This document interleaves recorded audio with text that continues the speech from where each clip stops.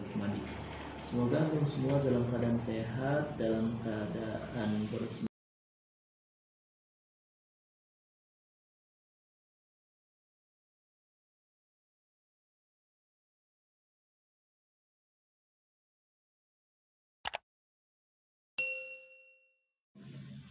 Assalamualaikum warahmatullahi wabarakatuh. Alhamdulillah wassalatu wassalamu ala Rasulillah wa ala alihi wasahbihi wa wala ba'd. Para siswa kelas 11 MAP dan 11 MADI, pada kesempatan kali ini kita akan melanjutkan pembahasan adab akhlak dan kita masuk ke bab kelima ya. Bab kelima ini ada beberapa masalah, ada 8 masalah ya yang akan dibahas secara ringkas ya. Kita ringkas saja ya. Masalah pertama tentang husnul khuluq, tentang akhlak yang baik. Masalah kedua tentang al-khilafu bainal ulama, perselisihan pendapat di kalangan ulama. Yang ketiga, hasu talabatul ilmi alal iltihaq bi jama'ati tahfidzul Qur'anil Karim. Mendorong para penuntut ilmu agar bergabung dengan kelompok tahfidz Quran ya, atau bergabung dengan jamaah tahfidz Quran.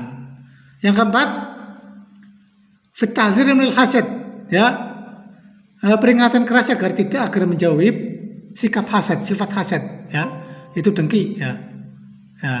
Kemudian yang kelima, fi bayan takhatur taqawul 'ala ulama, menjelaskan tentang bahaya mengomeli ulama atau melawan ulama atau mencaci maki ulama termasuk ya.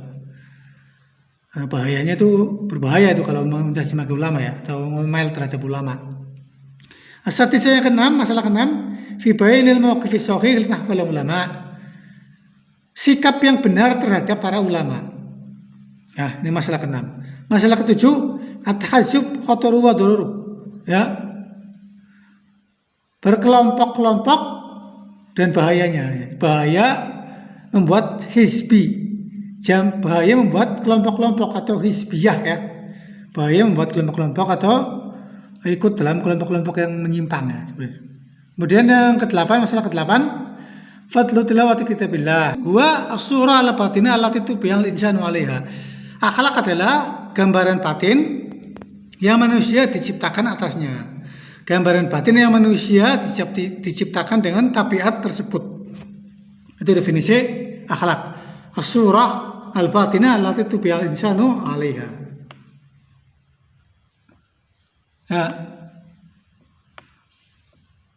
Kemudian kita membahas tentang husnul khuluq fi muamalatil khaliq yajma'u salasatu umur. Akhlak yang baik ya, akhlak yang baik itu akhlak yang baik dalam bermuamalah dengan Allah Subhanahu wa taala, dengan Sang Pencipta, itu terkumpul dalam 3 perkara. Ya. Jadi akhlak yang baik dalam bermuamalah dengan Allah Subhanahu wa taala itu terkumpul atau terfokuskan pada tiga hal ya. Ya, satu, talaqqi akhbarillahi ta'ala bitasdiq, menerima informasi-informasi atau berita-berita atau kabar-kabar dari Allah Subhanahu wa taala dengan membenarkan. Jadi yang pertama adalah menerima informasi dari Allah Subhanahu wa taala dan membenarkan. Kedua, wa talaqqi ahkamihi bitanfidhi wa tatbiq. Yang kedua itu mengambil hukum-hukumnya dengan melaksanakan ya, atau menerima hukum-hukumnya dengan melaksanakan dan menerapkan. Ini sikap kedua ya. Jadi akhlak yang baik yang kedua dalam berkaitan muamalah dengan Allah Subhanahu wa taala adalah menerima hukum-hukumnya dengan mengamalkan dan mempraktikkan.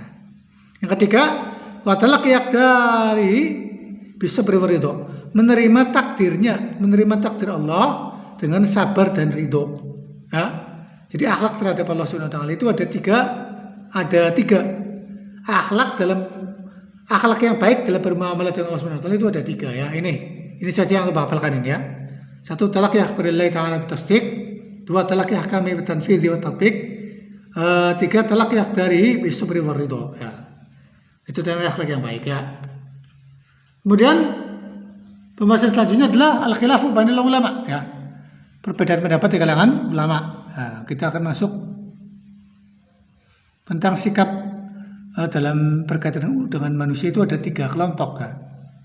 Jadi ada 3 kelompok. ya, yang pada manusia ya, yang berkaitan dengan ilmu.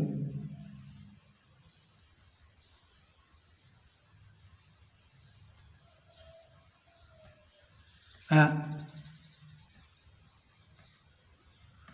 ya, jadi di sini ya.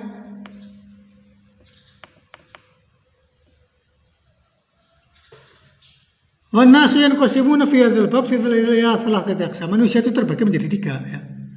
Berkaitan dengan ilmu, manusia terbagi menjadi 3. Satu, alim. Aliman razaqahullahu ilman wa fahman.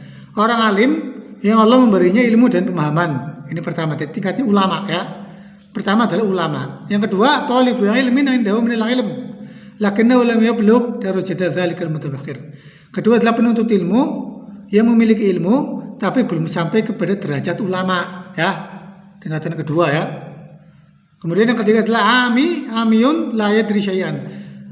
Ketiga adalah orang awam yang tidak memiliki apapun, tidak mengetahui apapun. Jadi ada 3 kelompok manusia ya. Ulama, penuntut ilmu dan orang awam ya. Sikap yang pertama, kelompok pertama itu ulama. Fa inna lahul haqq yajtahid wa yaqul. Ulama di sini ini dia boleh beristihad dan boleh berfatwa ya. Jadi yang sikap pertama ulama ini boleh, untuk kelompok ulama boleh beristihad dan berfatwa kalau benar-benar ulama ya, yang benar-benar ahli ilmu. Yang kedua yaitu kelompok penuntut ilmu. Kelompok penuntut ilmu bagaimana yang harus dilakukan ya? Dia itu boleh mengambil dalil-dalil yang umum ya, dalil-dalil yang umum. Fala haraj alaihi idza akhadha bil umumiyat, mengambil dalil-dalil umum. Walakin yajib alaihi yakuna muhtarijan fi dzalika wala yaqsura an su'ali man huwa a'lam minhu min al-ilmi. Jadi kelompok kedua penuntut ilmu itu dia mengambil dalil-dalil umum dan dia boleh bertanya kepada orang yang lebih pintar darinya, orang yang lebih berilmu darinya ya. Ini sikap yang kedua ya. Ini saya ringkas saja ini ya, supaya ada kesimpulannya saja. Yang ketiga orang awam. Orang awam maka sikapnya bagaimana? Wa huwa man laysa indahu ilm, orang yang tidak memiliki ilmu. Fa hadza yajibu alaihi ayasala alil ilm. Orang seperti ini wajib bertanya kepada para ulama. Orang seperti ini wajib bertanya kepada para ulama. Allah Subhanahu wa taala berfirman, "Fas'alu ala dzikri in kuntum la ta'lamun." Bertanyalah kepada para ulama jika kalian tidak mengetahui. Al-Anbiya ayat 7 ya. Itu seperti itu ya. Ini tentang sikap manusia berkenaan dengan ilmu ya.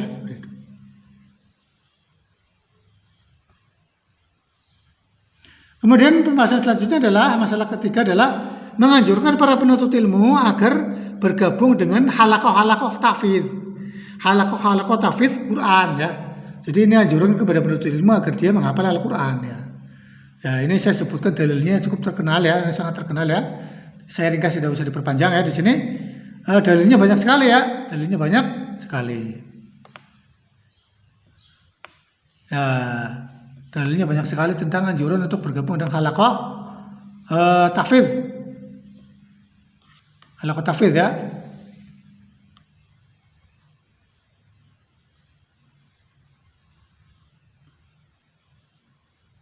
Ya, dan darinya Allah SWT berfirman, "Wasabatan Nabi sallallahu alaihi wasallam qala."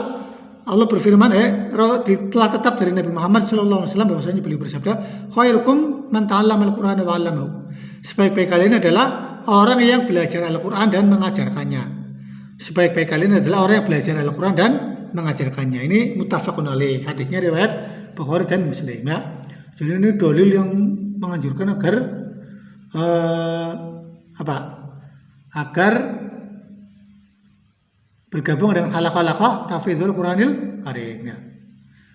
Demikian pembahasan pada kesempatan kali ini, yaitu kita membahas 3 masalah ya.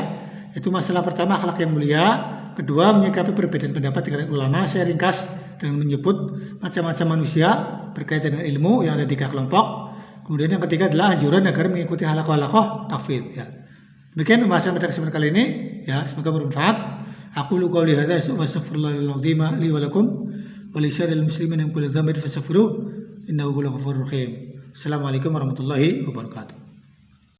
Keutamaan membaca Al-Qur'an dan anjuran untuk mempelajarinya.